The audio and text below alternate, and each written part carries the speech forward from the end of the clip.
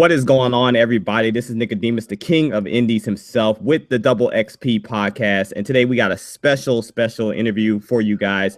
We have a special guest on with us by the name of Will Dubé. He is working on a game called Sundered, which you guys have been hearing a lot about from TiCGN.com and also my channel and Fame's channel as well. Oh yeah, and also I got my buddy Fame up in here as well. So we're gonna interview Will today and have a great time. So let's start with our guest, Will Dubé. Will, what's going on? Tell everybody a little bit about yourself personally.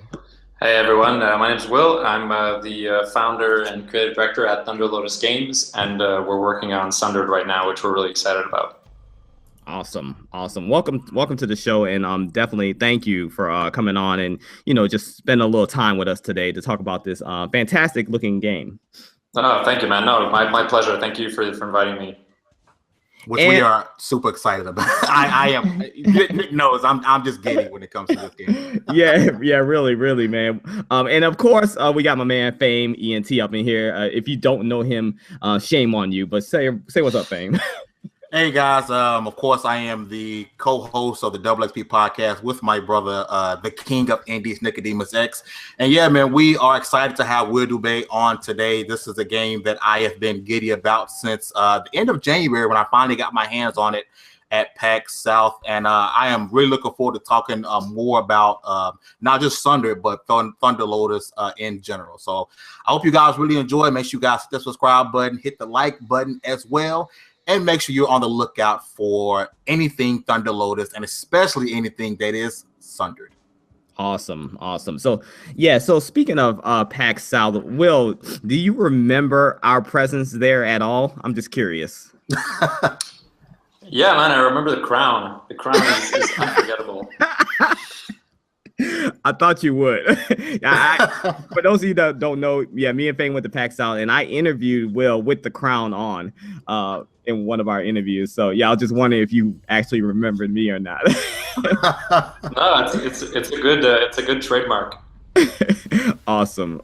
So, but we are here to really talk, really like Fame said, about Sundered, and also we wanted to get to know Thunder Lotus a little better as well. But first and foremost, Will, I would like for you to tell our viewers about Sundered, just a premise of the storyline and just the gameplay. Really, what's it about? Yeah, so Sundered is a horrifying fight for survival and sanity. It's a replayable Metroidvania where you resist or embrace ancient eldritch powers. You play Esh, a wanderer in a ruined world, trapped in ever-changing caverns filled with hordes of terrifying enemies. And Sundered is coming to PS4 and PC this summer. Okay. And so the thing about Sundered that I personally don't understand just yet is the powers. How's that going to work in the game? So in Sundered, there are like Metroid-style abilities that you find in the world that help you, unlock new regions, allow you to explore a little more, and also help you in combat. And the whole tagline of the game is resist or embrace. So these abilities can be corrupted into more powerful eldritch versions, and that has impacts on the gameplay, but also on the story. Okay. So going the bad way or the evil way makes you more powerful. So what if you choose to So embracing would be the evil way. Am I correct? Well, what I think is cool about Sundered that it's kind of gray. Like it's not necessarily evil or good, but it's definitely a pretty classic like dark side type thing. Okay. So would the resist be the dark side type way, and then the embrace, or vice versa?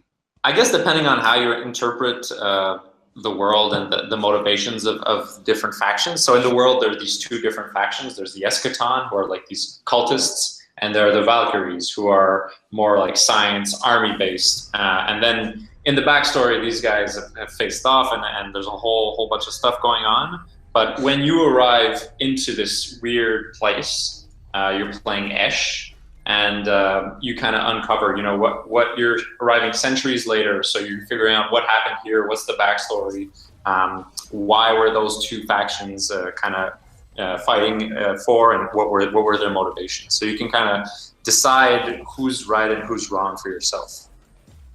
Okay. One of the things I thought, I apologize. One of the things I thought was really amazing about this game was the music.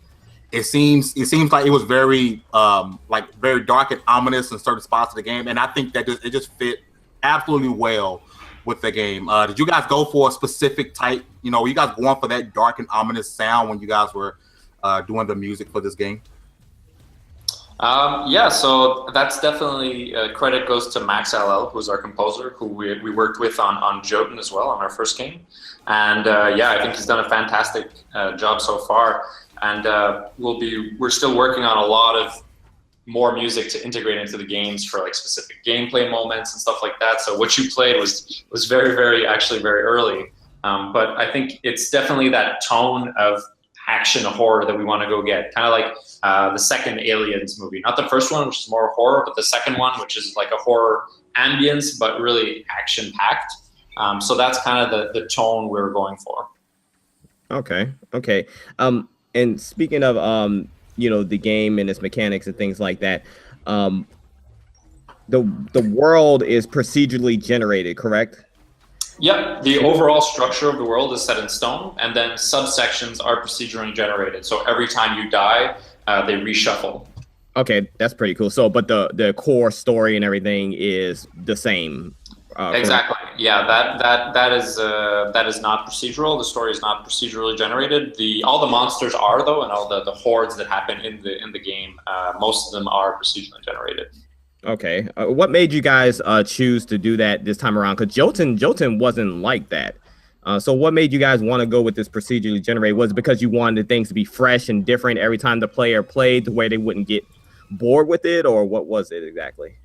So when we launched Jotun, we were obviously really happy with how things went, and we really wanted to build on Jotun's strengths and improve on what we thought didn't go as well. So obviously things that went well for Jotun, the art style, the big boss fights, the Norse mythology, the immersion, the soundtrack, and the feel you have when you're in the game. However, what didn't work so well for the game was that it was even though we had like great coverage of the game from influencers, streamers, and stuff like that, they basically played for 4 or 5 hours, finished the game, and then moved on. Also, people watching gameplay videos or Let's Plays and stuff like that didn't necessarily have an incentive to go play the game for themselves, because it's a linear, very narrative-driven game. So people who watched it on YouTube kind of got the full experience. So we wanted to make sure that we're keeping the strengths of Jotun, but adding a ton of replayability to increase that gameplay time for streamers and for players as well, so they get more gameplay per dollar, and also have a lot more player choice. So that's where the whole resist or embrace idea came in. Like, okay, you can choose to corrupt your abilities or to not corrupt them. You can choose where you spend your points in the skill tree. And I mean, I'm Diablo 2 is my favorite game of all time, and I'm a big fan of skill trees and stuff like that. So we were just stoked to be able to make a game that had more systems than Jotun, and it has a lot more meat to it than Jotun did. Nice. Now, I have a quick question as far as the skill tree goes, and this is, I guess, is more of a personal question, because I did get to experience this part of myself. But it seems that when I died, which was a few times playing it at PAX, that seems to be when you can address the skill tree. Are you able to address it in between levels as well, or is it, hey, when you die, you come back that much stronger because you get to use those skill points to make yourself that much stronger? Yeah, absolutely. It's definitely the core gameplay loop is go out, explore, and collect shards, and then when you die, you respawn in Sanctuary, in the game's central place, where you can access the skill tree, upgrade your skills, get better, and go a bit further the next time. The skill tree you can actually get back to the hub at any time. We didn't lock you out, but usually most players are going to be dying and then going back there. Okay. I think that's just an awesome way to do the game. I mean, me personally, I don't see myself doing it otherwise. Stuff. Let's say I'm dying.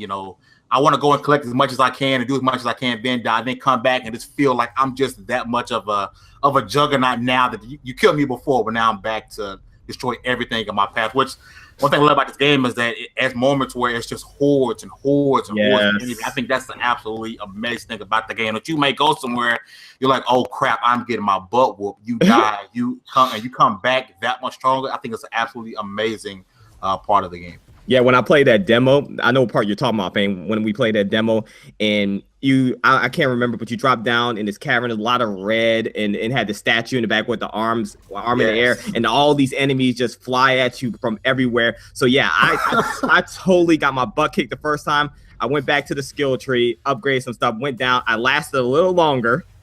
You're like, I'm back. I'm back. I lasted a little longer.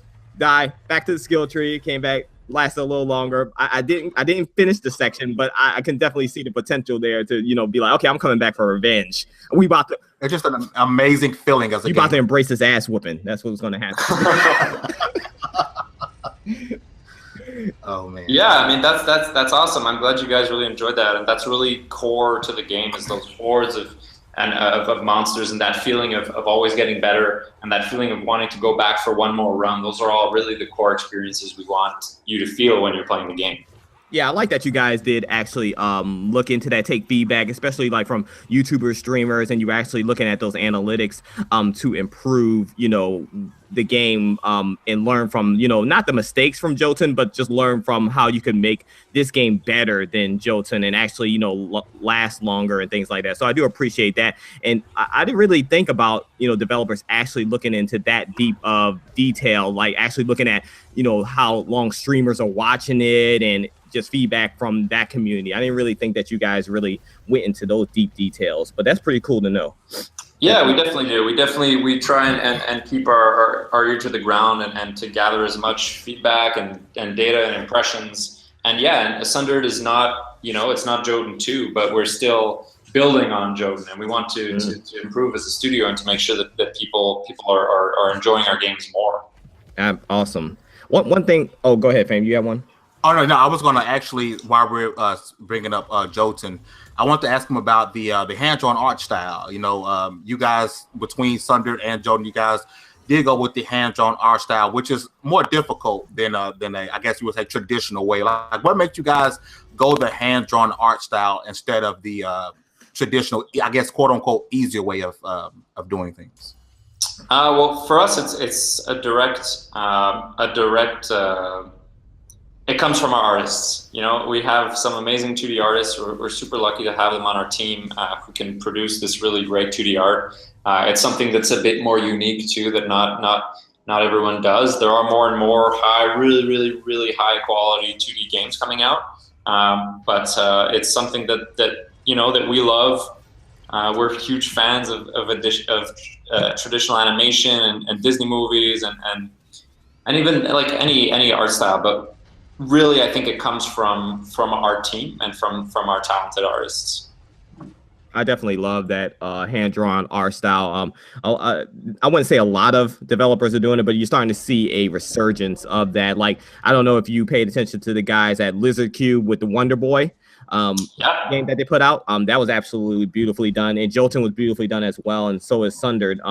I definitely do appreciate the time you guys put into that to deliver a high quality product, because I know it's not easy. Definitely. So.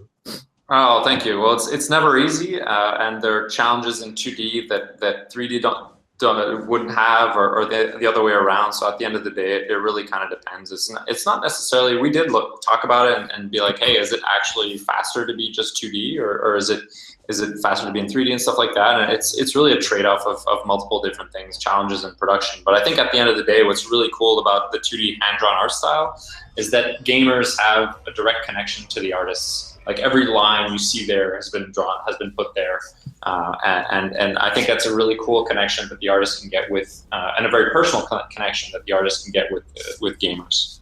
Nice, because gaming is art. Yeah, absolutely. That's kind of art. Definitely. All right, so with Jotun, you went through Kickstarter, and also with Sundered, you went through Kickstarter. So how did it help? Like, how did the Kickstarter this time help get Sundered to where it is like right now? So it was definitely a different process. When we did Jotun, Kickstarter was really the beginning that allowed us to move forward. Whereas with Sundered, we're coming in a bit further down the line with our Kickstarter, and the goal of Sundered's Kickstarter was really to get alpha and beta testers on board to get the feedback from the community to make sure that we're making the game the best it can be before launch. So we're testing that. So we sent out the alpha right after the campaign at the end of February, I think. And we got a ton of feedback from that allowed us to really focus and to figure out exactly where the problems were with the game. And we sent out the beta 2 weeks ago now, I think. Yeah. And again, like a ton of feedback. And what's really interesting and really important for us is that the beta is the first region of the game. So it's like a tutorial and the basic mechanics and going through that loop the first time. So we actually ended up making a lot of changes to make sure that players are understanding what they need to do, what the goals are, where they have to go, do they understand like how the skill tree works and how the abilities work and all that, and difficulty balancing with the skill tree and the perks and all the different procedurally spawned monsters and the boss fights and the mini bosses. There's just a ton of different systems that need to be balanced, and the beta has been really fantastic for that. Now, obviously, we know the biggest pro of using Kickstarter is it helps get the game to gamers. That's the biggest pro of using Kickstarter. But are there any cons, now that you guys have used it for Jotun and Sundered? You guys seen any cons, maybe issues you guys maybe ran into going the route of Kickstarter? We haven't had any problems with it. I'd say the biggest downside to using Kickstarter is that it's just a massive time investment. It's a lot of effort. To prepare for the campaign, to do the rewards, to make sure that, it's kind of like a mini launch. Like all the efforts you need to put into launching your game, you need to put into launching your Kickstarter campaign as well. So it is a really big undertaking. But once again, like you said, like now I think that what doing both Kickstarters for both games has shown us is that Kickstarter is not about the money at all. It's really about the community of gamers that you can build up and that who will follow you. So we had a ton of backers who supported Jotun, who also supported Sundered, and we were able to give them like a special deal, a special promo where if they backed, if you were a Jotun backer and you backed Sundered within the first 24 hours, well, you get alpha access for free, basically. Oh, that's awesome. And that kind of stuff. So it's a really great way to communicate directly with our fans and to find our most hardcore fans who really want to help us, and we're super grateful for their support. Awesome, nice. So, just to kind of go ahead, Nick. I was just gonna ask. So with that being said, Kickstarter is something that you guys definitely are going to continue to do in the future for future games to launch, basically in a sense, pre-launch your games. I mean, it's possible. It always depends, right? Like some people obviously say Kickstarter is dead. No. It's never going to be as good as it was in 2012 or 2013 and that kind of explosion. But I think the truth is it's just like now it's kind of leveled out, and it's kind of now I think Kickstarter is a really stable platform at this point. And I think as long as that we see that there's, obviously a ton of value in it for us, and that gamers and that our players are still like interested in Kickstarter, and they're not like, well, you guys are too big for Kickstarter. You shouldn't be doing Kickstarter anymore. You shouldn't ask us for money again. Like as long as we don't hit that kind of issue, they're a huge upside to using a Kickstarter. So we would definitely use it again. Okay, as long as the feedback is positive and community is okay. It seems like you guys are really in tune with the community. So as long as you feel like it's something that's going to benefit the community, you're going to continue to do it. That's the way I'm interpreting this, right? Yeah, absolutely. I mean, it's about respect, right? Like if it gets to a point where it doesn't make sense, and our number one priority as a studio is to make sure our players are happy. Because if our players aren't happy, then, we won't sell games, and then we won't exist, right? So that's the most important thing. So, I mean, that it kind of ties into that philosophy of being like player first. Gotcha. I have a quick question about Sundered. Of course, we know the campaign mode which we played at PAX South. I had a question: would there be other modes in the game? It seems like this game would be perfect to have a separate, just a horde mode. How long can you last? Or anything like that be in the game? Or you guys thought about doing anything like that? with this game? We've talked about doing a few different things. Again, for launch, we're really focusing on having a really solid, story and run through. And as I said, if you choose to resist or embrace, it will impact the story and the ending you get. So there are multiple endings in the game. So there's a lot of replayability there. And post-launch, we'll definitely be looking at ways of having an update or doing maybe like a DLC or an expansion or something like that. It really depends on how the game does. So what you're saying is that you don't have a full game right now, and you're breaking it up into pieces. You pretty much what you have right now is we're getting everything, and maybe later we'll get some actual DLC that you guys create. Correct? Yeah, exactly. For launch, I mean, it's a full experience. It's a full game. At launch with Sundered, you'll be getting a full game experience. Definitely no day one DLC. Sounds good. This is why I go indie, ladies and gentlemen. Speaking of launch, you guys have a release date or release window for fans who are just as giddy as I am to get back into Sundered? For those who have been fortunate enough to have a PC to play the beta in all its glory as it should be played. We're looking at July right now, but the exact date has not yet been set in stone. Will, what's going on? Like, this is May. Like, when you guys gotta get an exact date? I've been here in July for like 2 months now. We're keeping the tension, man. We're keeping the. You know what date is coming out. Let's not pressure Will into breaking news at TiCGN.com. All right.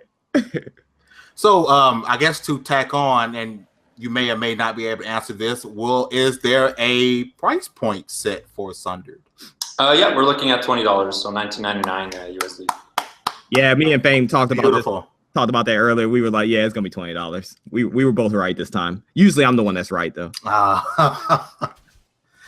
And then I'm not sure if Nick has any more questions, but I know me for sure. I have to ask this because I am the resident ask this question guy. So we know Sundered is releasing on PC and PlayStation 4. Are there any plans of it possibly coming to other platforms, i.e., the Xbox or Nintendo or Nintendo Switch?